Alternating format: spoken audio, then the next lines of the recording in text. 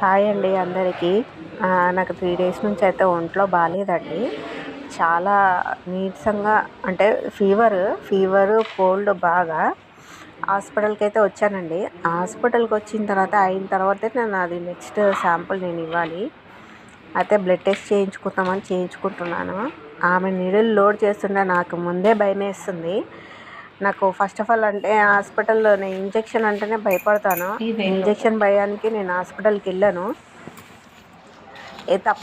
తప్పేయించుకుందామంటే తప్పుకునేలాగా లేదు, ఇంకా భరించుకోక తప్పలేదు. ఇంకా ఆ క్షణము తీయించుకున్నాను.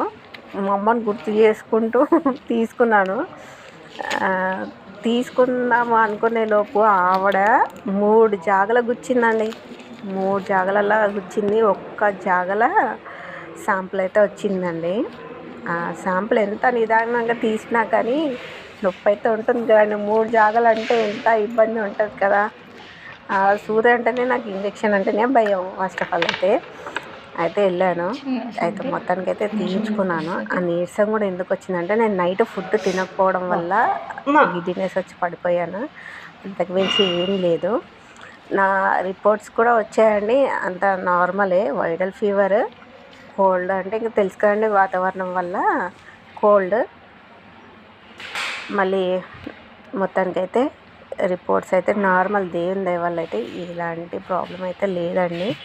కొంచెం టెన్షన్స్ వల్ల, ఫుడ్ తినకపోవడం వల్ల వచ్చిన ప్రాబ్లం బీపీ డౌన్ అవి కళ్ళు తిరిగినాయి. ఇంకా ఆ తర్వాత బస్ ఎక్కి ఇంటికి వచ్చానండి. ఇంటికి బయలుదేరాను. అంతలా అంటే ఇంకా చాలా దూరం మా ఇంట్లో. ఇంకా బస్ ఎక్కి ఆ తర్వాత ఆటో ఎక్కానండి.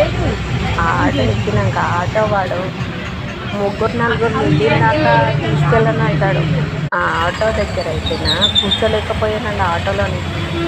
ఆటోలో అయితేనే పక్కన సిగరెట్ స్మెల్, గుట్కాలు ఉంటాయి కదా, గుట్కాల స్మెల్ వాళ్ళు తింటుండే నాకు ముందే తల తిరుగుతుంది.